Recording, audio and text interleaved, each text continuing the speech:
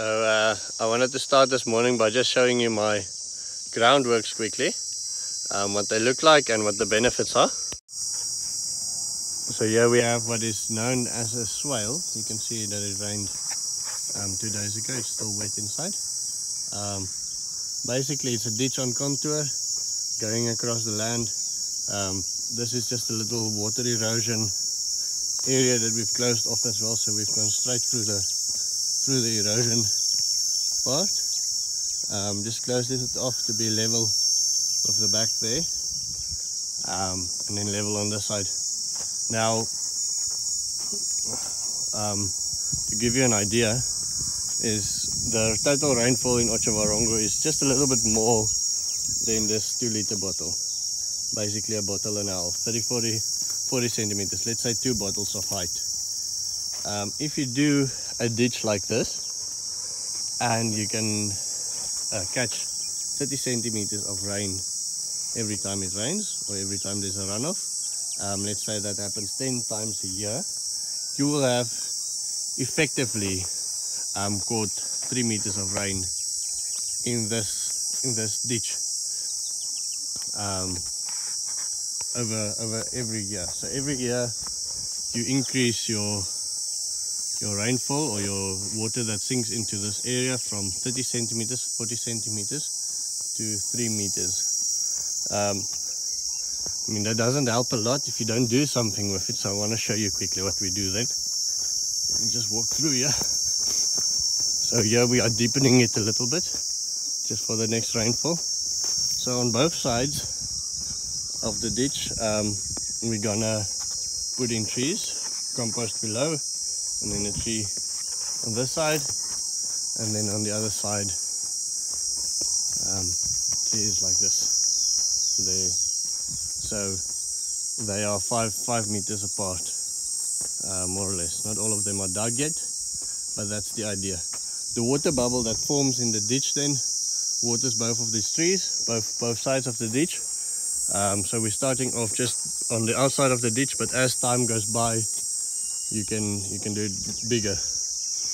The other interesting thing is these holes are, say, about 1 meter deep. Now we are going to fill them up, but let's say we didn't. Effectively they filled up every time there's a little bit of a runoff, because it gets pulled back from the swale. It fills up that hole there. So if you were to leave this open, you would push 10 meters of rain. 10 meters of rain into the ground there every year.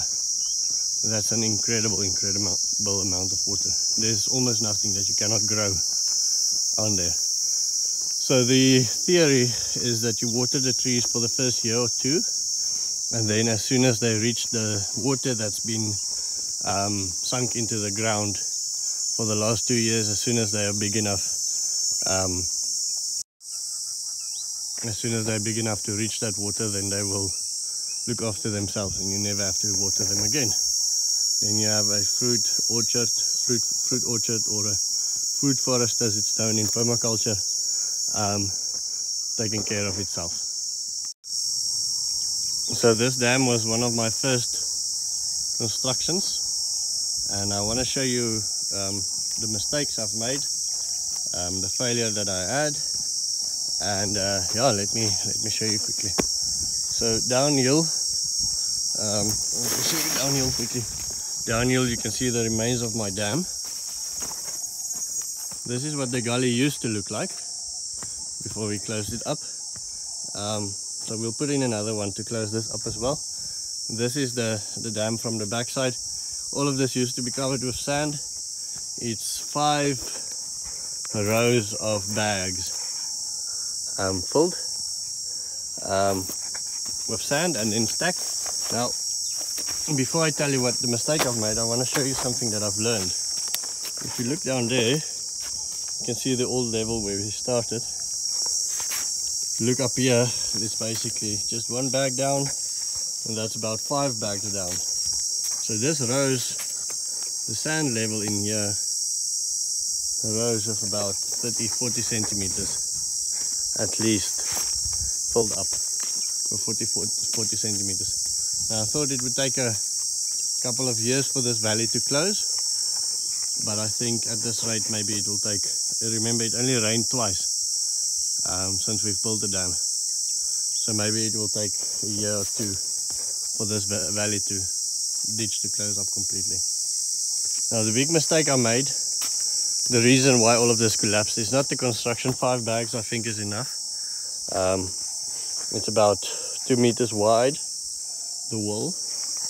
The big mistake I made is I didn't have a proper overflow, or an overflow that could keep the water out, get the water out fast enough. So the rain came down faster than we could get it out.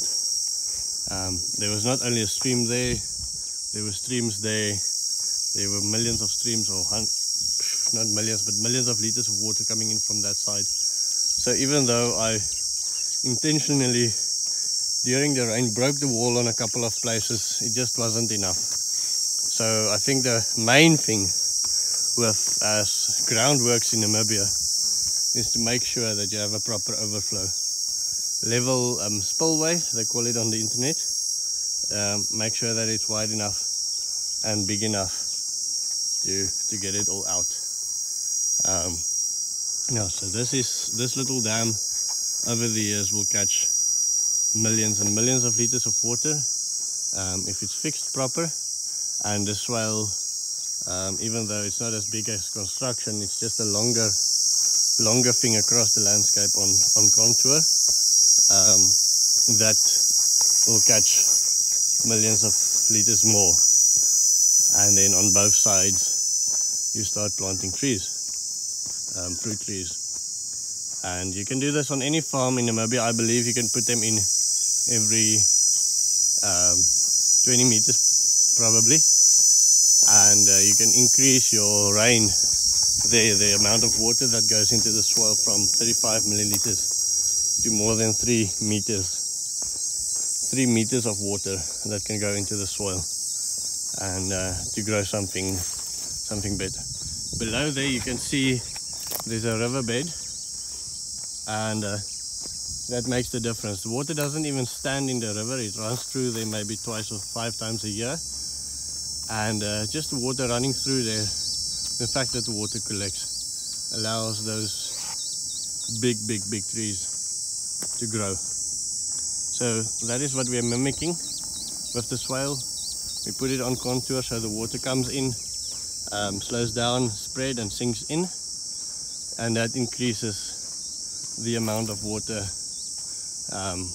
that you take into the landscape by more than 10 times. So instead of having a semi-arid desert landscape, which is Otjavarongo, you have a more high rainfall area like Sierras or Mozambique, probably with the temperature closer to Mozambique, in and around your swale, the amount of water that goes into the land. So you can do forests in an area that normally would just sustain as a kind of thorny bush savanna. Anyway, that's it. I hope this helps, and let us know if you've done any groundworks, if you've seen any groundworks. Let us know what works, what doesn't work, especially if you have tips on the dam. Let me know what you think.